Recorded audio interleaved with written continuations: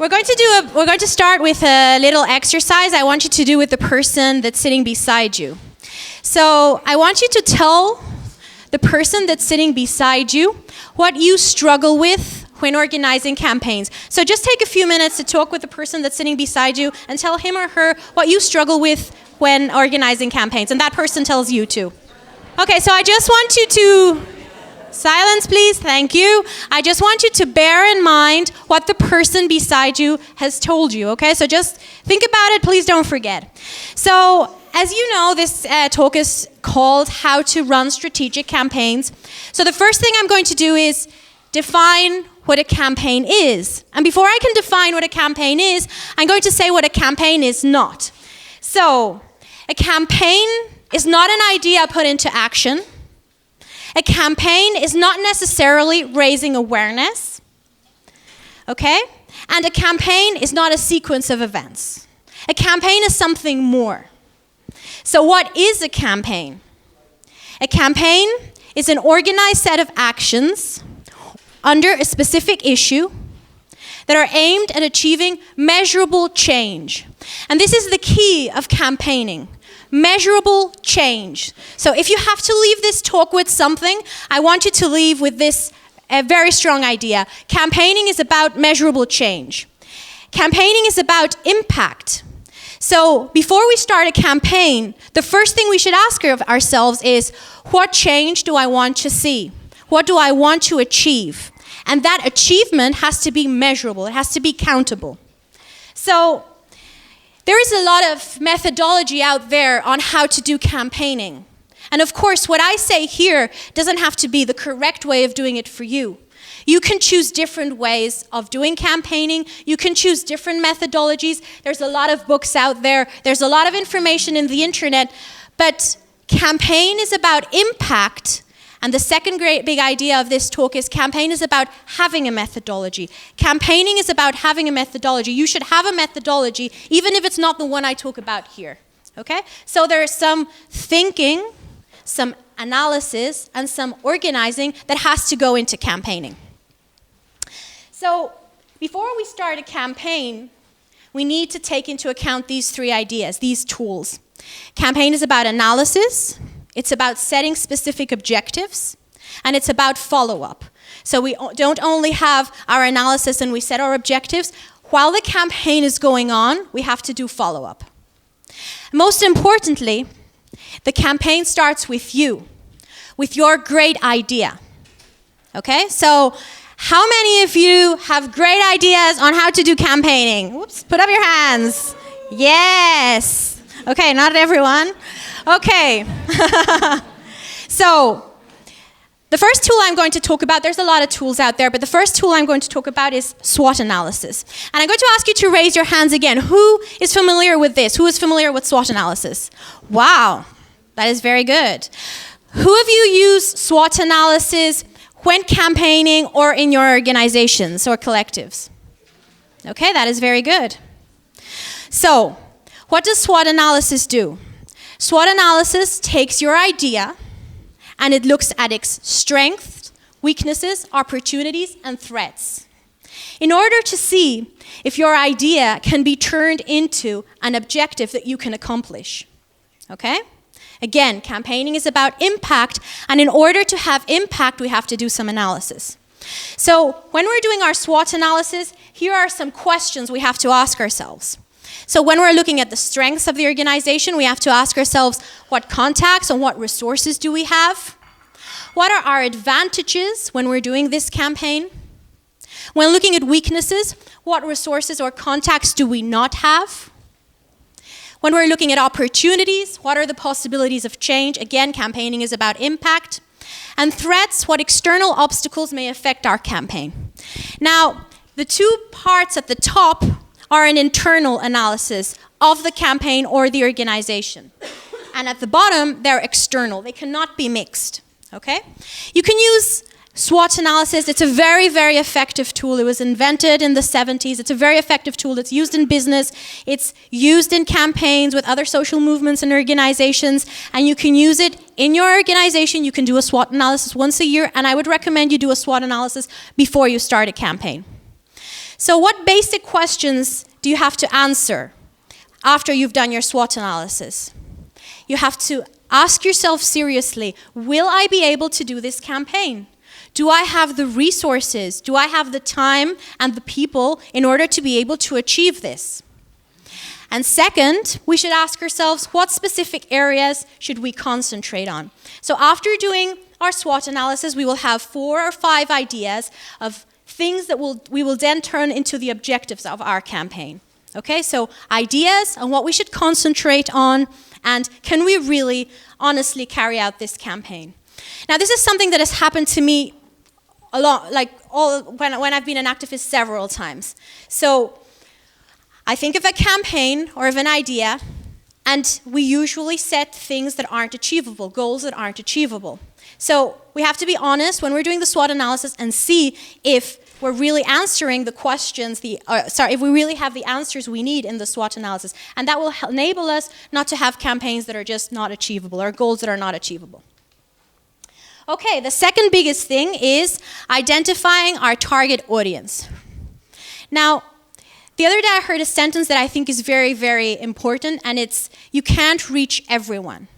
Trying to reach everyone is saying a lot to no one instead of saying something to someone. And we want to say something to someone.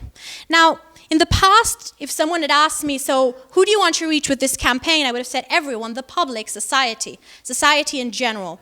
Now, that's not very effective. We have to identify who we want to impact with our campaigning. So, what audience matters? What audience do we want to reach? So this is a question for you guys. Who do you think the audience, this is an animal equality booklet, who do you think the audience of this booklet is? White people. Yes. Okay. Younger people, for sure, okay? And here is something I want to show you, and it's millennials, the millennial generation. I just want to go into some of this when we're talking about target audience. So study after study shows that millennials are interested in veganism. Millennials are those people who were born between the 1980 and the new millennial, so 2000, 2001, 2002. And they have been extensively analyzed, what they're interested in, what they like, what they give importance to, what they don't give importance to.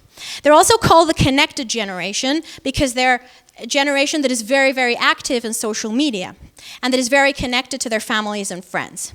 So there's a poll that's called the Harris poll, and it clearly says that millennials, 30% of millennials say purchasing vegan food is important for them, in comparison to only about 15% of the previous generation, this Generation X.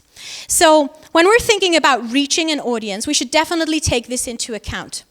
What audience do we want to reach? Maybe it's millennials, because millennials are more open to change, and they give a lot of importance to vegetarianism and veganism. Okay, so can you tell me the two tools we've looked at when analyzing or working to analyze a campaign? The first one begins with an S, SWOT analysis. And the second is take into account your target audience. Okay, so once we have that clear, the SWOT analysis and who our target audience is, it's time to start setting goals.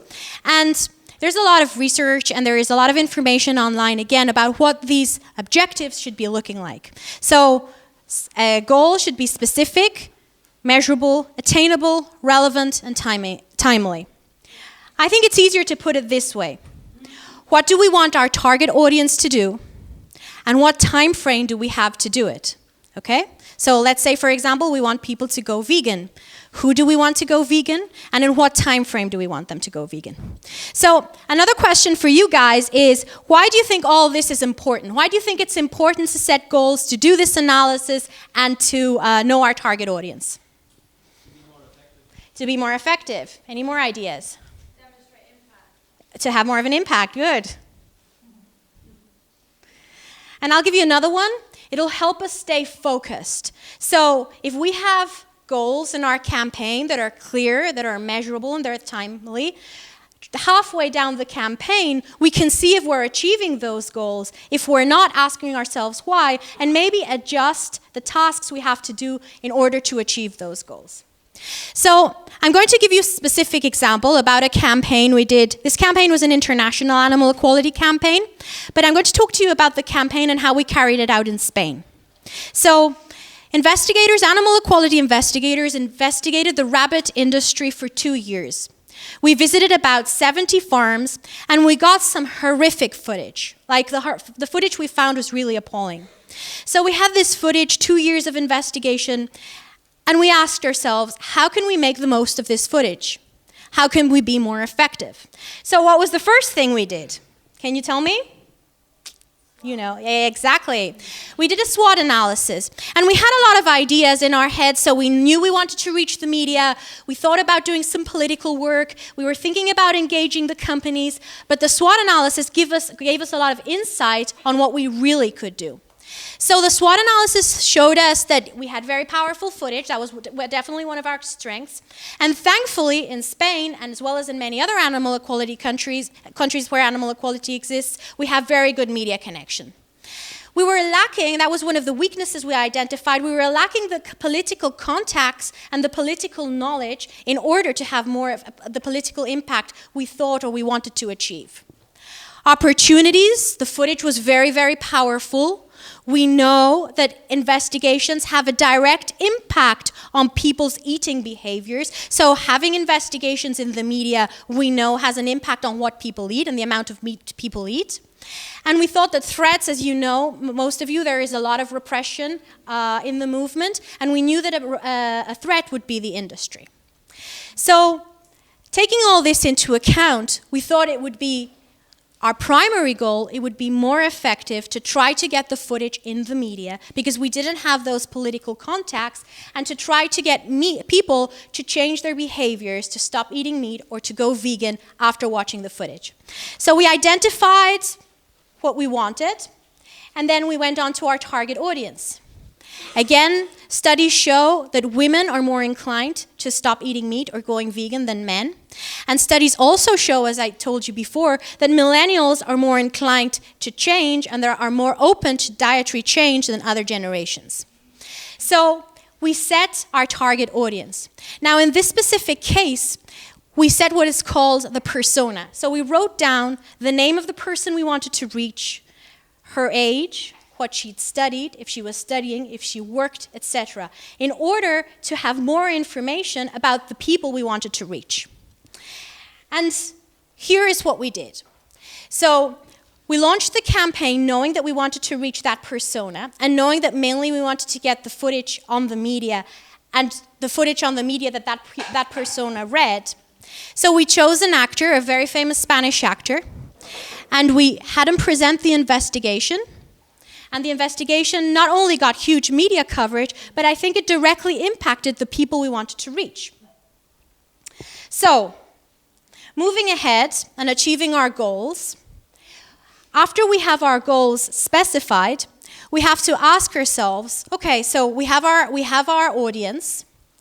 What do they have to hear in order for them to do the changes that we want them to do?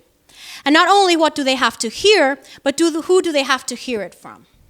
Okay, so if we go back to that question of what do we want our target audience to do in what time frame, there is our answer, our goal.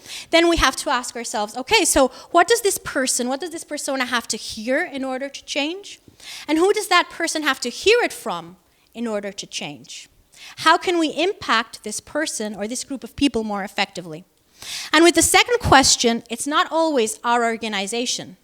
That is why with the rabbit meat campaign, we used a famous Spanish actor, because we knew that if our target audience heard it from this person, it would have much more of an impact on them than if they heard it from an animal rights organization, although the channel was the animal rights organization. And once we have this, we have to ask ourselves, what has to happen? So what are the tasks that we have to carry out in order to reach our target audience? Okay, so we go on to our action plan. Once we've identified the things we have to do, we have to put them in this nice graphic. So who's going to do the task? What exactly do they have to do? When do they have to do it for? And how are they going to do it? So I'm going to go a bit more into communication, because obviously communication is very, very important when we're campaigning. And I'm going to give you some ideas on this.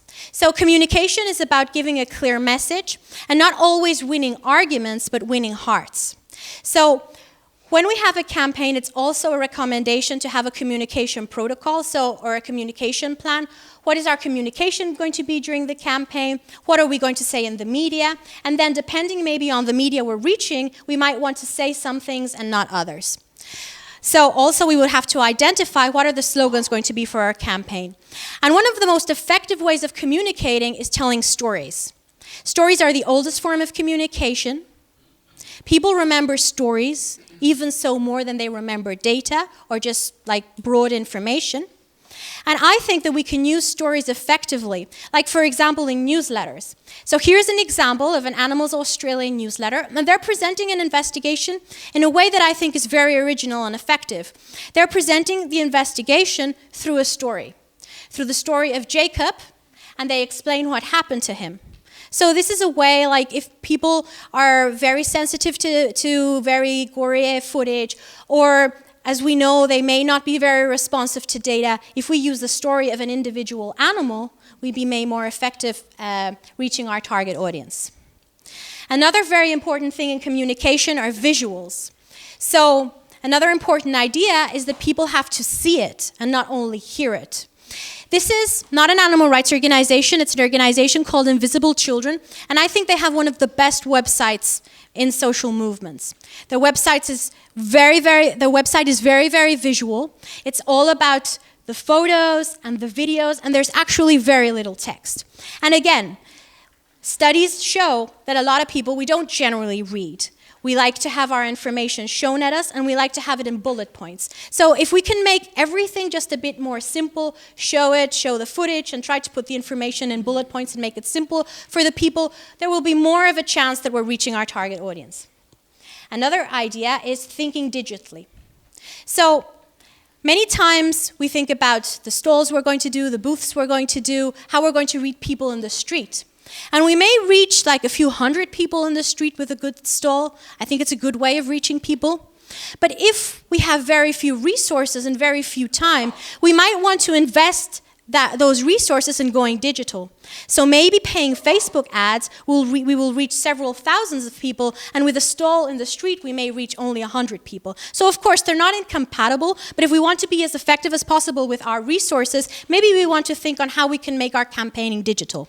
In our case, for example, we have nearly 1,200,000 followers on social media, and the messages of people saying they're changing their diets and they're going vegan are incredible. I think that investing so much effort in social media has really had an impact on animals. So we've looked at an analysis, we've looked at our target audience, setting our goals, and the last thing is evaluation. So when we have our goals set, it's not about doing the campaign and never looking back at them. We have to, every certain time, maybe once every month if our campaign lasts a year, once every 2 months if it lasts longer, we should get together and go back to those goals and see if we're reaching them. If we're not reaching our goals, we have to see why, ask ourselves why, and try to make those necessary changes in order to reach them. So I wanted the talk to be very short because I want to give you guys time to ask any questions or make any comments. Thank you so much. I also wanted to say that you already have the most important thing in campaigning, and it's that you care.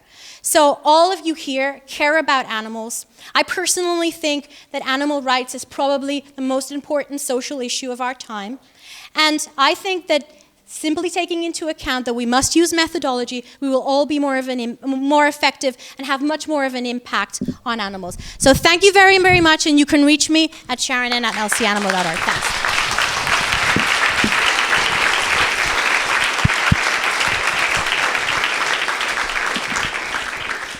Questions?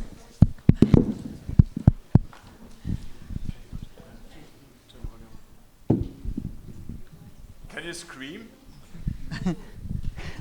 Thank you. So it's very interesting. So this professional approach, but what I think quickly, it's I fear that to want to do only measuring campaigns which with measuring consequences.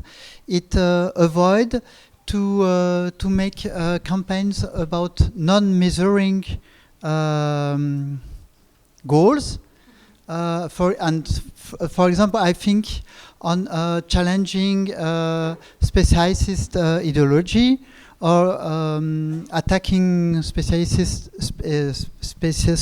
ideology, and I think it's difficult to measure the impact we can have, because it's not only an impact now, it could be an impact in 1 year, 2 or 10 years. It's a long time challenge, a long time struggle, and so, and I fear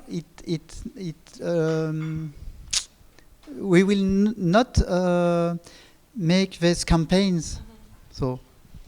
Yeah, that's a great question. Thank you, and it's something that I've asked myself and other people have asked me, and I have actually 2 answers for that. So, the first answer is like when we you're over there. So, changing behavior and changing attitudes. Okay, so changing behavior we'd be getting people to go vegetarian, for example, and changing attitudes would be getting people to be anti-speciesist. Okay, so we generally think that attitude conditions behavior, so people will be anti-speciesist and then they will go vegan.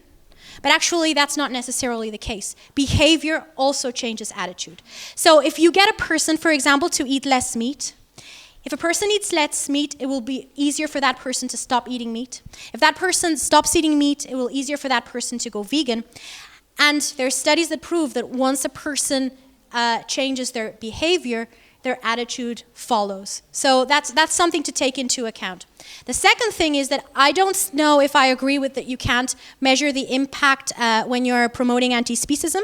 I think that, again, we have social media and we could do some tests there. So maybe we could, let's say, pay some ads to reach a specific audience, send them anti-speciesist message to talk about speciesism, about equality, and then we could survey them once a month, 6 months, a year, and see if there's really been a change of attitude. I think we can not only do that on social media, but I think we can do that also in universities.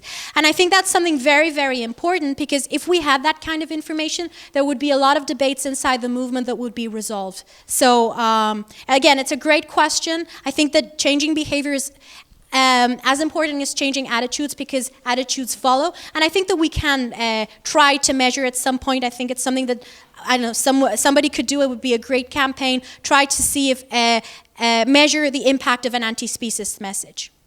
Thanks for the presentation. In general, it's not about this presentation, but during the conference, it was a lot about converting or promoting something, and so. But we do not have to forget that there are people are mobilizing themselves. And for example, there is some spontaneous mobilization, if not, even if it's not 100% vegan. And so there is, for example, groups on Facebook like Pet Alert, who are searching for lost cats and lost dogs, and some solidarity initiatives for rescuing animals and so. And I think it's very important to help also these people, and to by financially, by promoting their initiatives. And it's not only about converting or promoting something. It's just also be with people who are acting by themselves, and sometimes we are forgetting that. So that's all. Yeah, and I mean, I don't know if I gave the impression, but I certainly didn't want to underestimate the importance of that with my talk. I mean, the talk is about campaigning and that measurable change, and finding the methodology that works. I mean, not even this methodology, finding the methodology that works to have more of an impact. But of course, I mean, everything you've said, I think it's important too. So you mentioned that you should concentrate on not winning arguments, but hearts. Yes. And I thought it was very important, this message, and I wonder if you would tell us a little bit more about it. Yes, of course. I'm happy to do so. So, okay, so this is I'm going to tell you this through my personal story. I think that will be, because I don't want to feel that I'm teaching anything. I'll just tell you my personal story. So when I started in activism, I was very focused on philosophy and arguments and debates, okay? On winning the argument and winning the debate. And maybe there was some ego in it, proving that I was right. But I don't think that necessarily, I think it does in some cases, I don't think that necessarily helps animals. What I found when I was doing that was there was a lot of resistance. People were thinking about how to win the argument with me because they felt exactly the same way I did. They also felt they're right, and they also felt that they had to give arguments. So I found that there was a lot of resistance. Now, over time, I think that mainly through investigations and then opening up more to be active listener when I'm speaking with people and focusing more on what people are feeling and not what they are saying, I think that has helped me be more of an effective advocate. So what does this look like in the practice? It looks like never judging a person because they eat meat. Definitely never have them feeling that they're being judged. I would say that applaud any step of the way. I mean, of course we want a vegan world. Of course, as Eve said, we want an anti-speciesist world. But, I mean, if we want to achieve an anti-speciesist world, I think we have to connect with people, connect with what they're feeling, and they have to feel supported all along the way. So I think that's important. I think that sharing the stories of animals, people knowing how amazing animals are, their capacities, knowing how much they really suffer, I think this is about, that will help them win people's heart. And I think if we do that, not in all cases, because again, we're not all the same. There are people who are very open to arguments. But I would say in general, we have to connect with people and with what they're feeling. And it's not about us being right, about our egos. It's about them, and definitely it's about the animal. So I hope I answered your question. Thank you.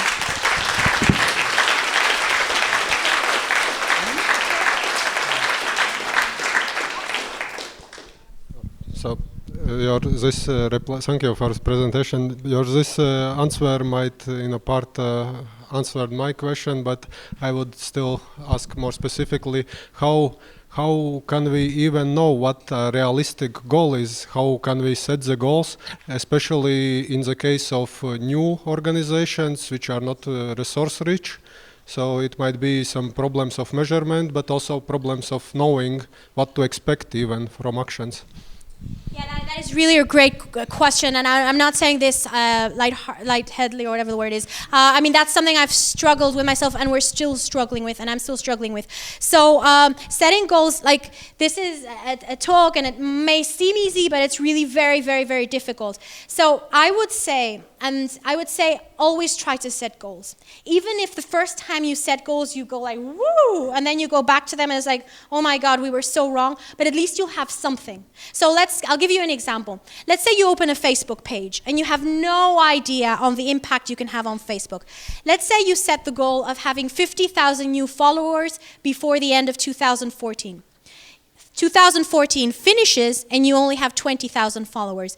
Okay, you haven't reached your goal, but you have something very valuable, that's information. So the next time you go out and set your goals for 2015, you will know that you cannot have 50,000 new followers in 4 months, that you will need, I don't know, a year to have 50,000 new followers. So I would say always try to set goals.